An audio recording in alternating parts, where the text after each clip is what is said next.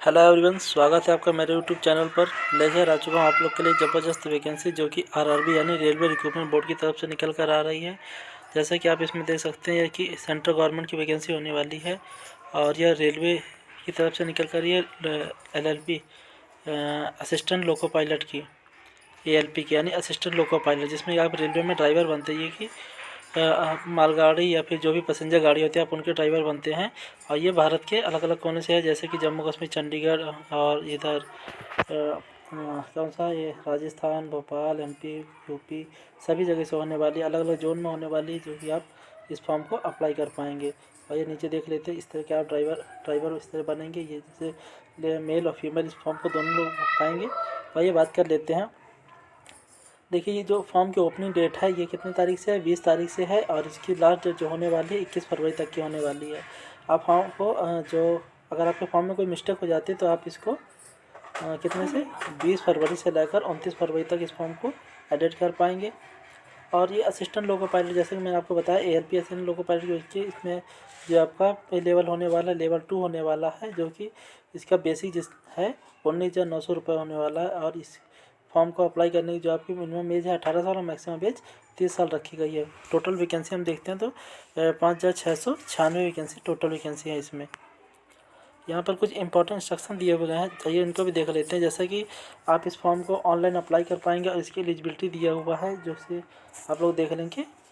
Minimum तो इसमें 10वीं पास कैंडिडेट मांगा गया है। उसके बाद जो 10वीं पास के साथ साथ अगर आपके पास कोई जैसे आईटीआई में किसी भी ट्रेड से हैं, जो भी इसमें ट्रेड लिखे हुए हैं देख लेना, उस हिसाब से आप इस फॉर्म को अप्लाई कर पाएंगे। इसमें मेडिकल फिटनेस होना भी आपका बहुत ज़रूरी है। अगर आप मेडिकली फिट हैं तो ही इस फॉर्म को अप्लाई कर पाएंगे, अदरवाइज़ आप इस फॉर्म को अप्लाई नहीं कर पाएंगे। अप्लाई कर देंगे बाद में जाकर आपको रिजेक्शन देखने को मिल जाएगा, इसीलिए अगर आप मेडिकली फिट हैं तो ही इस फॉर्म को अप्लाई करना। ठीक, आगे हम देखते हैं इसमें एज के बारे में। जैसे कि मैंने आपको पीछे बताया कि जो इसमें एज है 1/7/2024 तक मांगी गई है, 18 साल से 30 साल। अगर आपकी 1/7/2024 तक अगर आप 18 साल के हो जाते हैं तो इस फॉर्म को अप्लाई कर पाएंगे। और मैक्सिमम आप 30 साल तक होते हैं तो अगर इस समय भी अगर आपकी जैसे 17.5 साल और इस समय तक आप 18 साल के हो जाएंगे तो भी आप इस फॉर्म को अप्लाई कर पाएंगे। ठीक है। और जो ये सिलेक्शन होने वाला है, सिलेक्शन प्रोसेस का आरआरबी यानी रेलवे रिक्रूटमेंट बोर्ड की तरफ से होने वाला है, ये मैंने आपको पहले ही बता दिया। और ये अलग अलग जोन के हिसाब से वैकेंसी आई हैं, तो आप लोग देख लेना, अपने अपने जोन में अप्लाई कर लेना। जैसा भी आप जिस जोन को प्रेफरेंस देंगे, ऐसा भी हो सकता है जैसे आप यूपी के कैंडिडेट हैं और आप एमपी में भरना चाहते हैं या फिर मुंबई में भरना चाहते हैं, तो आप वहाँ से भी फॉर्म भर पाएंगे। ठीक, लेकिन आप एक ही फॉर्म को अप्लाई कर पाएंगे। और ये भी है। अब हम लोग देख लेते हैं इसको, ऑनलाइन आप अप्लाई कर पाएंगे इस फॉर्म को। और जो इसमें फ़ीस दी हुई है, नहीं फ़ीस नहीं है, यहाँ पर ये दिया हुआ है जो आपका मॉडिफिकेशन चार्ज रहेगा वो 250 रुपये रहेगा और नॉन रिफंडेबल रहेगा। तो मेरे हिसाब से आप लोग गलती मत करना, आप लोग पहले ही फॉर्म को सही से भर लेना, ताकि गलती ना हो तो आपको चेंज भी नहीं करना पड़ जाएगा। ठीक है, तो आगे देखते हैं। हाँ, और जो इसमें एग्ज़ाम होने वाला है इसमें नेगेटिव मार्किंग भी रहेगी आपके एग्ज़ाम में। यहाँ पर 1/3 की नेगेटिव मार्किंग देखने को मिलेगी। मतलब आपके 3 क्वेश्चन गलत होगा और एक क्वेश्चन सही है तो उसको काट के बिल्कुल 0 कर दिया जाएगा। ठीक है, ऐसे करके इसका होने वाला है। और ये देखिए यहाँ पर दिया हुआ है जो क्या दिया है, rejected will be deferred future examination. हाँ, तो ये दिया हुआ है जो मतलब अगर कहीं से रिजेक्ट हुए हैं किसी सरकारी संस्थान से तो वो भी इस फॉर्म को नहीं भर पाएंगे। यहाँ पर भी दिया हुआ है, अगर आप जैसे कि गवर्नमेंट सेक्टर के आसपास जैसे और भी सेक्टर जैसे स्टेट गवर्नमेंट है, सेंट्रल गवर्नमेंट या पीएसयू या अदर कोई गवर्नमेंट ऑर्गेनाइजेशन है, अगर आपको उसने मतलब किसी भी कारण से अगर आपको डिसमिस कर दिया आपको नौकरी में होते हुए, तो आप इस फॉर्म को फिर से अप्लाई नहीं कर पाएंगे। अब आगे देखते हैं। इधर तो बहुत बेसिक चीज़ें दी हुई हैं, जैसे कि यहाँ देखो फ्री ट्रेनिंग फैसिलिटी। अगर आपका इसमें सिलेक्शन होता है उसके बाद आपको ये लोग फ्री ट्रेनिंग की फैसिलिटी भी देंगे, जो कि मतलब देनी पड़ेगी, इन लोग को देना ऐसे भी है। आगे देख लेते हैं यहाँ पर स्टैंडर्ड ऑफ मेडिकल फिटनेस। तो मेडिकल फिटनेस आपका होना चाहिए, जैसे कि यहाँ पर बताया हुआ है आपके डीबी के बाद ही मेडिकल फिटनेस होगा। और असिस्टेंट लोको पायलट का भी बताया हुआ यहाँ पर, असिस्टेंट लोको पायलट का ही मेडिकल फिटनेस होना है। तो और ये जो है फिजिकली फिट होना चाहिए जो कैंडिडेट इस फॉर्म को अप्लाई कर रहा है। और इसमें आँखें जो हैं मतलब जो भी आपका आँखों का विज़न है वो 6/6 होना चाहिए विदाउट ग्लास, मतलब बगैर चश्मे के 6/6 दोनों आँखों से देख पा रहे हैं, दोनों आँखों का लिखा हुआ है, तभी मतलब आप इसमें फिजिकली पास माने जाएंगे। अभी हम लोग देख लेते हैं कि इसमें कौन कौन फॉर्म अप्लाई कर पाएगा। तो देखो नेशनलिटी, अगर आप इंडिया से हैं, नेपाल से हैं, भूटान से हैं, तो आप इस फॉर्म को अप्लाई कर पाएंगे। और यहाँ पर जो इंडिया के मतलब सभी जैसे नॉर्थ ईस्ट वहाँ से भी अगर कोई कैंडिडेट है तो वो भी इस फॉर्म को बड़ी आसानी से अप्लाई कर पाएगा और अपने रीजन में वो देख लेगा, क्योंकि लैंग्वेज बैरियर उनके लिए ना आए। आगे हम देखते हैं जो एज, मैंने जैसे आपको पीछे भी बताया कि जो एज है आपकी 18 से 33 होने वाली है। अगर मिनिमम एज आपकी 18 साल है, मैक्सिमम एज 30 साल है, तो आप इस फॉर्म को अप्लाई कर पाएंगे और ये 1/7/2024 ऐसे आपकी काउंट की जाएगी। और हाँ, अगर आप SC/ST कैंडिडेट है तो आपको 5 साल का रिजर्वेशन मिलेगा। वहीं पर अगर आप जैसे कि OBC कैंडिडेट हैं तो आपको 3 साल का रिजर्वेशन मिलेगा। और अगर आप एक्स सर्विस मैन है तो आप UR से भी हैं तो भी 3 साल का मिलेगा, OBC से हैं तो 6 साल का मिलेगा, SC/ST से तो 8 साल का रिजर्वेशन देखने को मिल जाएगा। अब हम आगे देख लेते हैं। और इसमें इसेंशियल क्वालिफिकेशन, तो आप इसेंशियल क्वालिफिकेशन में देखो आपका मिनिमम जो है पास होने चाहिए 10वीं आपके पास मिनिमम होनी चाहिए। उसके बाद आपका जो टेक्निकल ट्रेड में कोई ITI होना ज़रूरी है, क्योंकि आपका एक उसका अलग सा टेस्ट होगा। और जिसमें फॉर्म फीस होने वाली है, तो देखिए यहाँ पर सभी जो कैंडिडेट हैं तो उनकी 500 रुपये होने वाली है, जो जर्नल या फिर OBC से आते हैं। लेकिन अगर वहीं पे अगर कोई से SC/ST या एक्स सर्विस मैन या कोई फीमेल या ट्रांसजेंडर तो उनकी 250 रुपये होने वाली है फॉर्म फीस। और ये रिफंडेबल भी रहेगी। जैसे कि अगर आपने 500 रुपये पे किया, जनरल या OBC से हैं और 500 रुपये आपने पे कर दिया है, तो 400 रुपये तो ये आपका रिफंड आ जाएगा आपका CBT 1 होने के बाद। ठीक, अगर आपने जैसे ये जैसे SC/ST या फिर एक्स सर्विस मैन में है, तो अगर आपने 250 रुपये पे किया और CBT 1 हो जाएगा, उसके बाद आपके 250 रुपये भी आ जाएंगे। कहाँ पर आएंगे तो मैं बता दूँ, ये जिस अकाउंट से आप ऑनलाइन पेमेंट करेंगे उसी अकाउंट में ये पैसे भी आएंगे।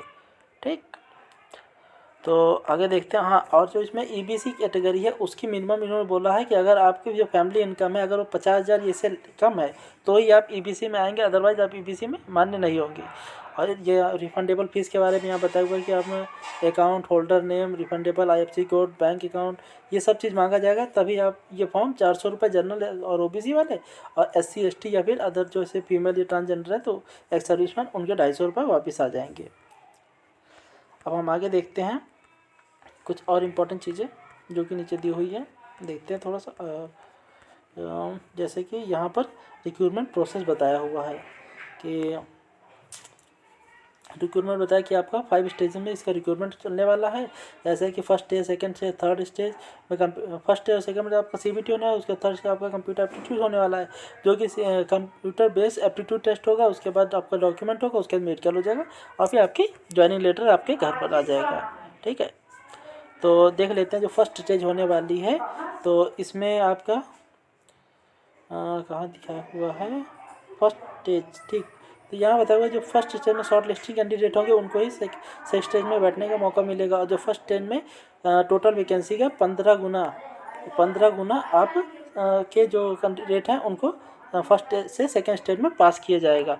फर्स्ट स्टेज के जो एग्ज़ाम पैटर्न होने वाला है उसको देख लेते हैं। जो आपका एग्ज़ाम होने वाला 60 मिनट चलेगा और 75 क्वेश्चन होंगे और एक क्वेश्चन 1 मार्क्स का होगा। ठीक है, और इसके लिए आपको 60 मिनट दिए, ये ऊपर बता दिए। अब आपको देख सकते हैं यहाँ पर जो नेगेटिव मार्किंग आपके प्री में, यानी प्री कह लो या फिर जो टायर 1 है उसमें आपकी नेगेटिव मार्किंग होगी, 1/3 की होने वाली है। और इनमें ये सिलेबस है जैसे मैथ का यहाँ पर दिया हुआ है, नंबर सिस्टम है, और ये बोर्ड मास है, decimal, fraction, LCM, SCF, ratio, percentage, mensuration, time out. तो इसमें थोड़ा एडवांस का ही पार्ट दिया हुआ है, बाकी अर्थमेटिक इसमें ज़्यादा आने वाला है। उसके बाद मेंटल एप्टीट्यूड यानी रीजनिंग का पार्ट हो गया। फिर यहाँ पर ये जर्नल साइंस है और ये जर्नल अवेयरनेस, तो आप ये भी सब आपके लिए काफ़ी इंपॉर्टेंट हो जाता है। ठीक है, अगर इसमें से आप पास कर जाते हैं, आप उन 15 गुना कैंडिडेट में आ जाते हैं, तो आप सेकेंड स्टेज के लिए क्वालिफाई हो जाएंगे। और फिर आपका सेकेंड स्टेज होगा, सेकेंड स्टेज में आप सेकेंड स्टेज भी जहाँ देखते हैं जो शॉर्ट लिस्टिंग कैंडिडेट हो गए आएंगे सेकेंड स्टेज में 15 गुना, ये बताया हुआ। उसके बाद आप सेकेंड स्टेज होगा, सेकेंड स्टेज का एग्जाम पैटर्न ये दिया हुआ है। ये सेकेंड स्टेज आपका पार्ट 1 पार्ट B 2 स्टेज में होने वाला। पार्ट जो होगा आपका 90 मिनट का होगा, इसमें 100 क्वेश्चन होंगे, और पार्ट B 60 मिनट का होगा, इसमें 75 क्वेश्चन होंगे।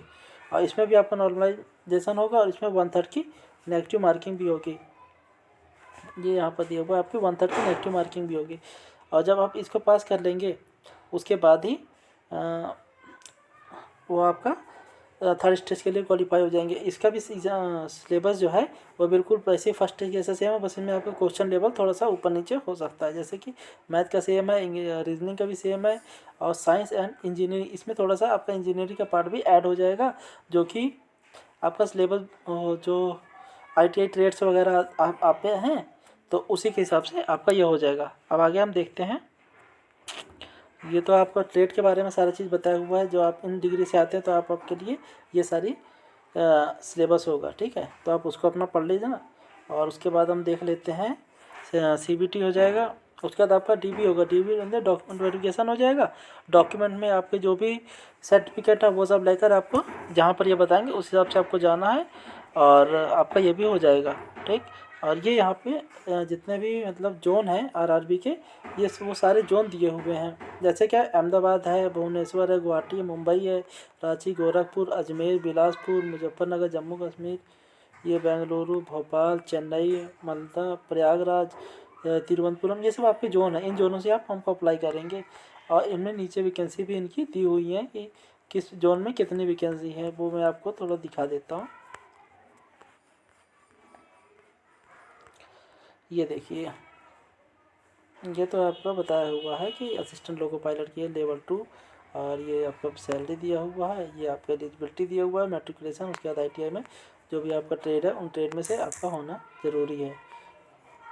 ये रही, जैसे कि अहमदाबाद में ये जोन है आपके, और उनकी ये वैकेंसी है, जैसे कि UR में 95, 36 ऐसे करके, SC ST OBC क्या है, ये टोटल आपकी ये रही। और सबसे ज़्यादा वैकेंसी हम लोग देखते हैं यहाँ पे किस जोन से हैं, तो ये टोटल जैसे कि इसमें देख लीजिए काफ़ी ज़्यादा वैकेंसी दिख रही है। कौन सा है, बिलासपुर जोन में है करीबन 1192 वैकेंसियाँ।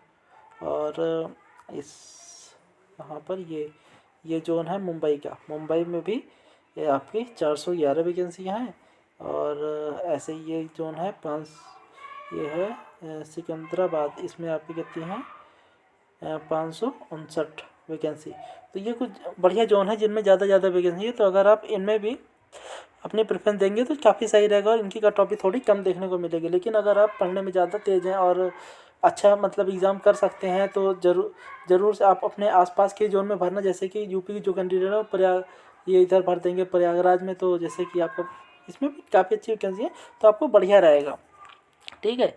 तो यही थी आज की अपडेट। तो अगर आपको ये जानकारी मेरे द्वारा दी गई जानकारी अच्छी लगी हो तो वीडियो को लाइक करके चैनल को सब्सक्राइब कर लेना, और ऐसी नोटिफिकेशन पाने के थैंक यू।